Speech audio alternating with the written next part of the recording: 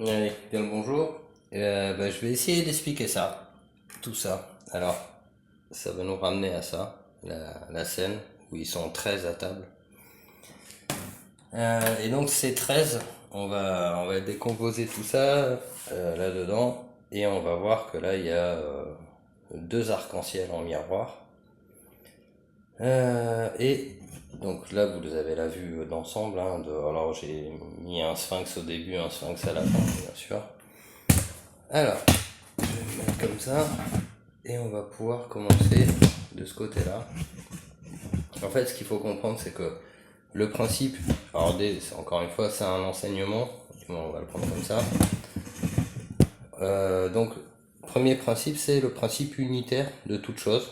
Alors, le côté Playmobil, là, c'est un être humain est égal à un autre être humain par principe d'unité, c'est-à-dire que on est tous des unités différentes et semblables.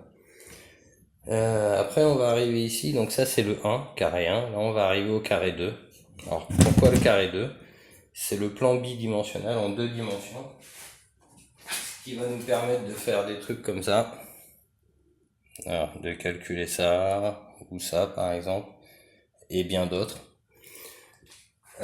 Donc ça c'est dans les dessins que j'avais fait, c'est dans les dessins que j'avais fait auparavant. Donc là après on passe au 3, c'est-à-dire la perspective en trois dimensions. Et donc là on est dans le principe 1, 2, 3 dimensions physiques et matérielles. Là on va passer au principe rond de l'esprit. Et là on va voir donc la fleur de vie. Ces fleurs de vie, on sait que là il y a un rond plus le même rond qui se décale, comme ça. Voilà, alors hop, est-ce qu'on le voit bien? Le même rond là qui se décale, et ça va former cette première fleur de vie là. Voilà, donc ça c'est la Vesica Piscis. Mais on va voir après. Donc là on a la première fleur de vie, j'espère qu'on la voit bien. Là on a le deuxième tour, c'est-à-dire là on a fait un tour. Sur chaque intersection on va refaire des ronds, ça va nous donner celle-là. Voilà, et après en 3 tours. Donc là on avait ici 3 tours pour la matière. Là on a 3 tours pour l'esprit. On a nos 3 tours pour l'esprit. Alors ça m'avait été bien inspiré par ce dessin-là, là, où on voyait donc le principe d'expansion, et mis ensemble, ça donnait ça. Et là, c'est intéressant parce que si on les met ensemble, ceux-là, c'est pour ça que j'ai mis le losange au milieu, mais on pourrait mettre le losange sur les 3 figures. Ben, ça va nous donner la même que ça.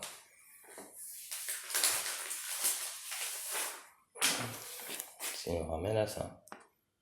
Voilà. Donc ça c'est les 3 pour l'esprit. Donc là on est à 6. Voilà, hop. On va remettre ça là. Donc là on est à 6. Et après on va arriver donc ici dans l'autre côté en fait. Donc là on est dans la partie 3 de la matière physique et matérielle, 3 de l'esprit, mais ça c'est dans la matière, ce côté là. Ça c'est, on va dire que c'est le côté matière. Et ça ici on va rentrer dans le côté immatière, ou du moins l'invisible. On va retrouver le rose ici, qui est le rose, c'est l'unité de toute chose. C'est-à-dire que unité, que ce soit dans la dualité j'aime pas, matière et esprit, pour l'exemple ici, mais on peut transposer ça sur beaucoup de choses. Donc là en fait on est passé, je reviens là, du carré au cube.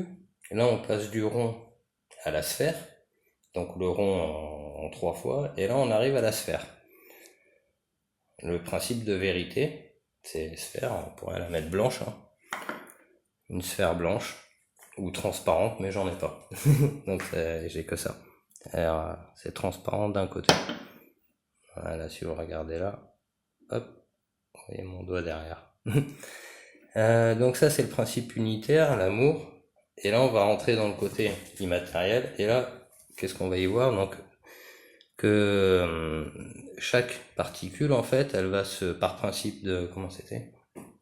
La division cellulaire. Donc là, on en a une qui va se diviser en deux, qui va nous donner ce symbole-là. Comme ça. Après, on passe au 3.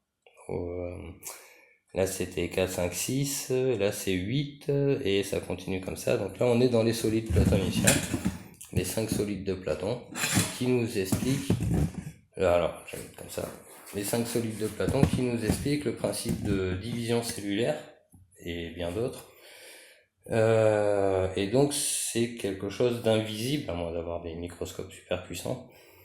Donc là on est dans la partie esprit dans la matière, matière physique et matérielle. Tout ça, ça représente le côté matière, hein, donc l'esprit et la matière, et là on est dans l'immatériel. À partir de là on est dans l'immatériel, donc c'est expliqué comme ça par les solides, d'où l'intérêt des solides platoniciens. Après, si on fait un petit calcul, donc on va se mettre comme ça, si je pars d'ici, donc là il y en a 3, 6, et ça c'est le 7e. Donc encore une fois ce chiffre 7, très très important. Et si on continue, 7, 8, 9, 10, 11, 12 et 13. Et là, cette valeur 13, donc c'est 13, c'est le tout en fait. Donc voilà, 7 et 13, chiffre très important. Mais alors dans la compréhension, ça s'arrête pas là. On avait vu en fait qu'il fallait considérer le tout. En fait, il nous manque le bleu indigo, là, si vous vous souvenez. Parce qu'on on a 6 couleurs de l'arc-en-ciel. Et il nous manque le bleu indigo. Et du coup, ce bleu indigo, il va falloir trouver une solution pour le rajouter. Et bien pour le rajouter, il va falloir retirer les deux sphinx et considérer en fait que l'esprit, c'est-à-dire qu'au bout de ça, au bout des solides platoniciens, on comprend en fait que une sphère est faite de plein de billes, plein de sphères qui forment une sphère. Voilà, faut le comprendre. Je me suis perdu. Ah oui, donc le sphinx, on le remplace par la boule blanche, et là-bas au bout, on va pouvoir mettre le piédestal, on le voit dans d'autres vidéos, c'est-à-dire la considération de la planète. La planète, on va pouvoir la mettre là. En mettant la planète là-bas, on va pouvoir décaler le rouge ici, et on va tous les décaler jusqu'au bleu pour rajouter le bleu indigo. Alors on va faire pareil ici. Ici, considération du tout. On va le décaler ici. Hop, jusqu'au bleu. Et comme on sait que le bleu c'est la suite du bleu clair, le bleu indigo est après le bleu clair et avant le violet, on va venir la rajouter ici. Alors après on sait que ce tétraèdre là, il est de valeur 3, c'est tridimensionnel. Donc, comme le cube a une valeur numéraire de 4, là on va lui donner une valeur numéraire de 3. Donc 3 c'est le principe de perception. Perception c'est le principe de l'esprit, seul l'esprit peut percevoir. Donc que ce soit lui ici ou celui-là, ça change pas parce qu'ils sont tous les deux bleus. Donc ils représentent tous les deux l'esprit. Pour aller, on va retourner par là-bas, pour aller un peu plus loin, dans ces 4 premiers, on sait que la nature nous montre aussi des cubes, comme ça, hein, on peut le voir ici, des cubes de pyrite. Donc ça c'est métallique, c'est du métal, c'est du fer et du soufre. Et là ici on a des cubes de fluorine. Donc c'est des... Alors ils sont pas entiers parce que c'est rare de les trouver en entier, mais la cristallisation de la fluorine, elle est cubique. Et donc on voit bien que c'est un cube là qui se dessine. Là pareil, un cube dans un cube. C'est la cristallisation de la fluorine, c'est 3. Non, c'est 4. La calcite c'est 3, la fluorine c'est 4. Donc 4, ça vient en 4e position. On avait vu dans les autres vidéos que la dureté des cristaux expliquer aussi beaucoup de choses. Donc pareil hein, pour le principe de perception, que ce soit là ou là, de toute façon le principe de perception c'est toujours dans le rond. Et il y a un autre truc intéressant aussi qui valide encore une fois la démarche, c'est si on part d'ici, donc on compte le 4, 5, 6, 7, là maintenant, 8 pour la couleur de l'infini, mais qu'est-ce qui nous dit qu'on est sur la bonne voie? C'est ça.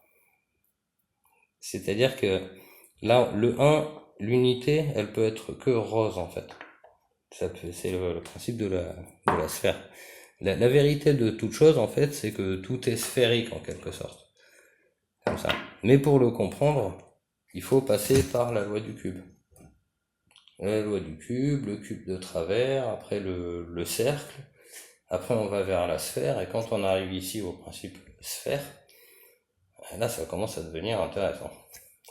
Après ce qu'il y a, c'est qu'une fois qu'on a rajouté nos deux, on a viré les sphinx, gentiment, bien sûr, et qu'on les a remplacés ici par ces deux-là, au début on était à une valeur de 13, donc là il y a l'esprit de toute chose, c'est-à-dire la reconnaissance de l'être suprême, c'est à peu près ça. Et là-bas on a la planète Terre, qui est la reconnaissance absolue de notre planète, qui est notre vaisseau, notre véhicule avec lequel on voyage tous ensemble. Et là on va passer avec les deux couleurs de plus, on était à 13, ben là on va passer à 15. Donc sans le bleu indigo, on est à 13. Avec le bleu indigo, on est à 15. Entre le 13 et le 15, il y a le 14. Et au milieu, il y a toujours le 7. Donc le 7, le 14-07, la fête nationale française, c'est purement calé là-dessus. C'est-à-dire que le 7, lui, il bouge pas, de toute façon. Le 13, il nous faut passer du 13 au 15, dans l'évolution des consciences et dans la compréhension de notre environnement. Et au milieu, on a le 14, donc le 14-07, le 14 juillet, on comprend tout de suite que c'est pas n'importe quelle date. Oui, pareil, je vais vous montrer, je vais faire comme ça. Pour ce dessin,